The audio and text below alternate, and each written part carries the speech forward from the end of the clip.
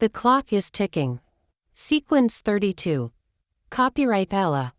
You slept with my sister, she said, her voice breaking off. It was a long time ago and it was just sex. Do you know this changes everything between us? She held back a sob. He cupped her face in both hands, looking at her closely. Mattie, I care about you, please don't push me away. This just doesn't make sense, she said. Please listen to me, Mattie, he started. There is nothing else to say here, I need to go back inside and rest. Please, he pleaded, his eyes stayed on her face, begging her as much as his words. She shook her head. I love you so much, Mattie, and everything I said inside there wasn't pretense. I want to spend every day with you. You make me better. I want to have a family with you. You slept with my sister, Chard. That's a deal breaker. She swallowed hard and pulled away from his hands. Mattie, he cupped her face again. He kissed her lips reverently with every ounce of love he had for her. She pushed him off her after a few seconds. I can't, she said, tears standing in her eyes. Please give us a chance, he pleaded. She started for the door, but he caught her in his arms, holding her so hard she made a squeak of protest. Chard clung to her, trying to push the fear of losing her. I love you so much to let you go, he spoke weakly. Please let me go, she said, defeated. He finally let her go. Without looking at him, she turned around and headed for the house. He silently watched her go up to her apartment. It tore at his heart that she didn't want anything to do with him. He got into his car and slammed the door shut before driving off as quickly as possible.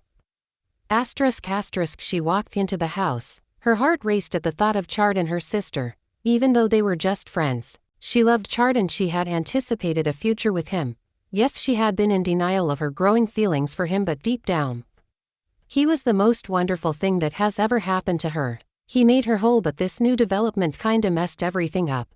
How could she even think of being with a man that had slept with her sister? This was out of the question. I am going to sleep, she said, and marched off to her room before her mother could respond. She walked into her bedroom and stripped off her clothes, then she started for the bathroom. She turned on the shower and climbed in while the water was still cold. She closed her eyes and stood still until the water got warm. Why did it have to be her sister? Was his love even real? What if he just wanted to sleep with her and dump her? Could she ignore his reckless past and be with him? What if this was just a whim? She didn't want to be with a man that had so many skeletons in his closet. When the water turned cool again, she climbed out and slipped into a tank top and sweatpants. She settled down into her warm bed and lay on her back, staring at the ceiling. A knock sounded at her door just as she was trying to force herself to sleep. Come in, she called out. The mother and sister burst into her room almost immediately. Can we talk? Her mother asked about. She asked even though deep down she had an idea what her mother wanted to talk about. The man you brought home tonight. Oh, what about him? You can't marry Chard, Christina finally said, looking at her. Pardon, Mattie sat upright. That man is not what you think he is, she said. Oh. Your sister is right, you can't marry that man, he will only give you headaches. They will be my headaches, right? So why are you worried for me? She asked you or my child. It's my duty to make sure you marry a honorable man. Mattie laughed, wonders shall never end. I know Chard more than you do, he will only hurt you. Christina said, just because you had sex with him doesn't mean you know him. It was just casual sex after all, and it meant nothing to him. He couldn't even remember your name. Chrissy, Mattie said angrily, placing an emphasis on Chrissy. You had sex with that man? Her mother gasped. Christina took in her mother's stricken expression, reading the shock in her face. Christina had just told her mother that she and Chard dated for a few months and she dumped him after she discovered he was cheating with her friend. Yes, your virgin child had sex with Chard. Christina, is this true? Mattie laughed again. Her sister had played a fast one on their mother. Mom, yes, I had sex with Chard and he dumped me after. How did you expect me to tell you about this? Oh Lord, does Jericho know that you are not a virgin? Christina laughed. Mom, this is the 21st century. Everyone is having sex. Jericho knows and he is okay with it. Fine, we shall talk about that later. She turned to Mattie. So you know he had sex with your sister and you still want to be with him? Yes. A sister will not date a man who had sex with her sister. Isn't that the sister code? Fuck that sister code. Mattie snapped at you or cursing in my face. You wanted me to bring a man I did, so stay off my case. I demand that you break things off with that man. Or else what? Or else I will threaten to disown me like you did with Van. She finished the sentence for her. You have grown wings, Christina Sadie was taught by the best, Mattie responded. Over my dead body will you marry that man? She yelled. Then be prepared to die. You want me to die?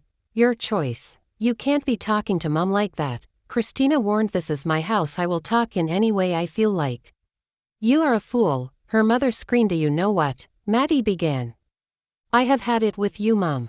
You are always judging and belittling me, always defending everyone else but not me. What sort of a mother are you? Wait, are you sure you are even my mother? With that said, her mother slapped her as hard as she could across her face. She fell back on the bed and her mother slapped her face again while screaming profanities at her. Christina got hold of her mother's hands. It's okay, Mom. How dare you question me? How dare you? Mattie shook her head. I thought you would be proud I met someone, but look at your reaction. You have brought me nothing but shame. I can never be proud of you. She spat on the floor and marched out of the room. You had better break off things with Chard for your own sake, Christina said before she walked out too. Lord, Mattie explained. Asterisk asterisk asterisk. Get undressed, Thomas demanded. No. He slapped her hard across her face. She fell backwards on the floor. He picked her up. Why have you suddenly become disrespectful? You treat me like a trash and you expect me to obey your commands.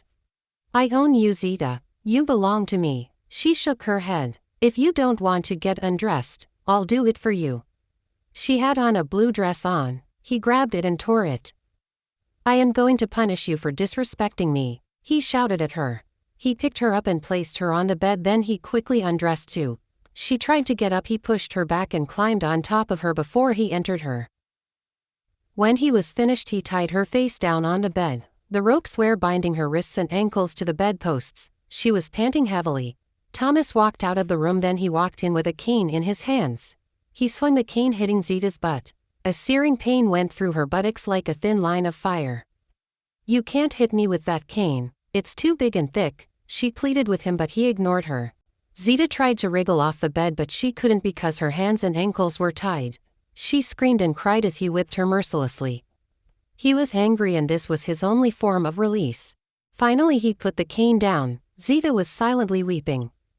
Her entire body was covered in black and blue marks. I warned you, I am not done with you yet. Then he was gone.